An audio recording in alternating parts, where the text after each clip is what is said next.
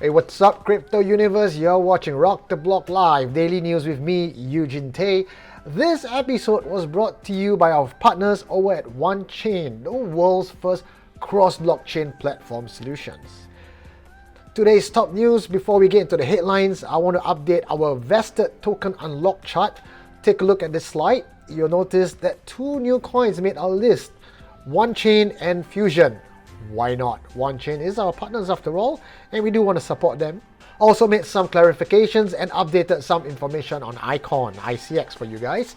Some points to take away from this chart: the 8 tokens we have here, 4 of them Fusion, Anthology, VCH, Thor, and Wanchain have all circulated more than 50% of their promised supply, with Icon at 48%, not far behind. There will be a lot more unlocking to be done in December and January, but that being said, it doesn't necessarily mean that every time a token is unlocked, they get dumped on the market. Some of these tokens get unlocked because they're given out as mining rewards. And for projects like the one listed on our list, these are actually good projects, and most people wouldn't mind holding on to them, or even if there was a dump, people will tend to buy them back up again. This is also true for projects like Fusion and Zilliqa, whose mainnet has been postponed from third quarter to the fourth quarter, or even up to early Q1 of 2019. But one thing is for sure, when you have too many tokens unlocked around the same period, it is prudent to keep your ears on the ground and read up on all the various community chat groups to see what is really happening to make your decision on whether you should buy in, invest, or just hodl on. Also in Fuddip and Fomoon category, we want to talk about Tron. I just spoke about Tron a few days back, saying Justice Sun was doing a real good job. Youngest entrepreneur, one of Forbes 30 under 30, and has seen launch Tron onto the mainnet. They bought over BitTorrent back in June. While everything looks fine and dandy on the surface for Tron, however, we got news that 5 of the key people in BitTorrent have left. 3 left on their own, 2 technically got fired. So what's going on? These are people in the top leadership position. Well, of course, we have their CEOs, CFOs, product officers who are still there, but that's because they are tied with a contract and they can't leave. What's happening behind the scenes when you have top people leaving a company? And the reason why they left, they cited the departure seems to be related to concerns about the acquisition, as well as the direction proposed by the company from Tron leadership. What does that really mean for BitTorrent and what's going on? So fans of Tron, you guys will undoubtedly still be supporting Tron. Haters is gonna hate, but let me know if you have new information about Tron. Leave it in the comments below, because Tron is a project that's really interesting, and since last year, from the time it conceptualized till today, it is embroiled with a lot of conspiracy theories and bad news. Up next, for cryptocurrency exchange, Binance has updated their rules for users to vote in their community coin of the month. Well, it happens that a lot of users have been using bot to vote their coins, and now the new rule applies that only users with total trading volume of at least 0.01 BTC in the past 30-day history is eligible to participate in the vote. Also, only accounts that were registered before a specific date will be eligible to vote. And finally, voting now costs you just a little bit of token, even though it's 0.1 BNB per vote. This hopefully will deter sort of fake accounts from just coming in and voting just for numbers, because when you have to pay for it and you start creating 100 accounts or 1,000 accounts, this will make a difference. So good job on Binance in trying to weed out fake accounts. In pump up dumps category for today, another token that has been experiencing bad press lately is Bitcoin Cash. According to blockchain analytics Chainalysis, a review of payments received by the world's 17 largest crypto merchants processing service, such as BitPay, Coinify, and Goldcoin, found that Bitcoin Cash payments have slumped to just $3.7 million in May from a high of $10.5 million. This is the same for Bitcoin payments as well, from its peak at $412 million in September last year to just $60 million in May this year. So people are not really spending their cryptocurrency for general commerce anymore. And this is also in line with the kind of climate that we are facing now in the cryptocurrency market.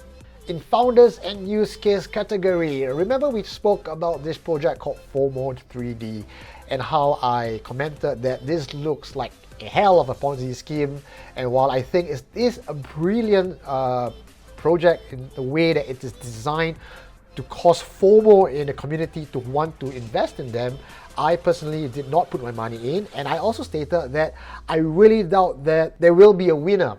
Because how FOMO3D works is every time someone buys a key by putting in Ethereum, the clock goes up by 30 seconds. It is only when the clock runs down to 0 seconds and the last key owner will walk away with a portion of the pot. So that being said, I hypothesize that there will be a lot of bots or people generally just buying in the keys to keep the clock moving, because no one's going to let the clock run down because you're going to walk away with millions of dollars. But it has happened. Round one happened and we have a winner who walked away with US $3 million or 10,469 Ethereum. How much did he have to spend to win $3 million? He just invested 0.78 Ethereum or just about $220. So it thus seems like a company by the name of Exit Scam did not take the money and run away, but there is indeed a winner. Now you might be thinking to yourself, could this be just a false front, letting people win so that you gather more confidence so more people will come in?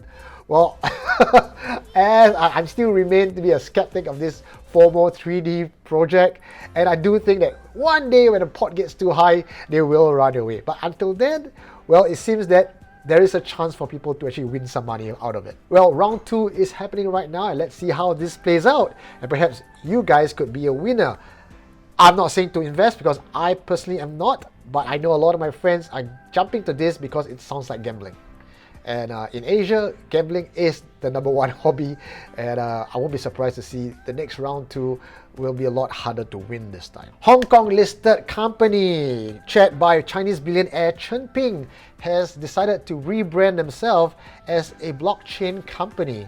This is despite the company losing millions of dollars in cryptocurrency investment. Chen Ping is a billionaire Chinese publisher who owns Sun TV, which is a satellite network TV in Hong Kong. The energy firm by the name of Global Energy Resource International Group has just filed with the Hong Kong Stock Exchange seeking to change its Chinese name to Global Token Limited. For the past several months already, the firm has been launching cryptocurrency trading platforms, and at the end of June this year, the company has invested a total of $2.4 million in cryptocurrency assets, which led to a near 50% loss because the market is just bearish. The energy firm is also behind the fiat to crypto exchange called Tidebit. Why would someone who had lost so much money in cryptocurrency still put in money into the company? Well, because Chan owns 85% of Tidebit, and it wouldn't be surprised to see him pumping in more money to tide the company over. If you've been in the crypto scene long enough, you will know Siacoin. In fact, Siacoin made my list last year as I traded quite heavily on Siacoin. It was one of the darlings of 2017. Siacoin was originally meant to be the blockchain solution that taps on unused storage to form a cloud-based decentralized storage solution. Well, a group of dedicated programmers have been trying to keep that $200 million company free from corporate interests. And this is leading it into chaos, political conspiracy, and accusations. So the Siacoin guys wants to change the rules that govern the blockchain. Siacoin creator David Vorick floated changes to fork Siacoin so that mining equipment from Bitmain and its competitor InnoSilicon would be disabled. However, his views are met with resistance from Obelisk. Obelisk, which also runs ASIC equipment called SC1 Miner, which is similar to Bitmain and InnoSilicon's, and is also managing the corporate side of Siacoin. Interestingly enough, Obelisk is a company that was founded also by Vorick, but recently he has decided to fork his mind and come up with a service called Launchpad. Launchpad is to cater to a wider range of blockchain projects, and more recently, Nebulous, a startup that involves some of Siacoin's developers. Anyway, this is going to get really messy real fast with lots of accusation and potential lawsuits.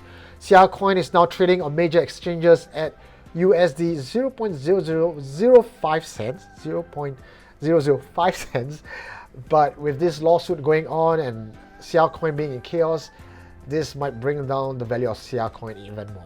In Blockhead Lockdown news, we have Chinese social messaging giant Tencent, who runs WeChat and has started to clamp down on a lot of cryptocurrency news channels hosted on his app.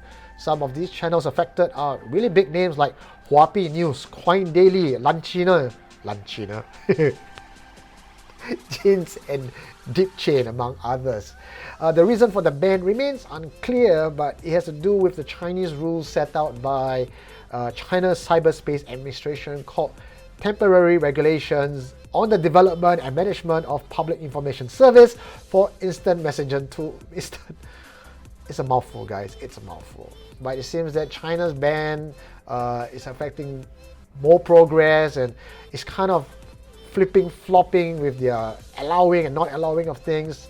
This is typical of China, so we don't really know what's going on. It says a temporary ban, but as we have seen what happened last year, this could drag on, and we don't really know how this will affect coins from China, like even the Neo tokens, for example. But all that being said, as we have seen how it has worked in China before, usually such bans will affect the prices for a while before market goes back up again, and totally ignoring it.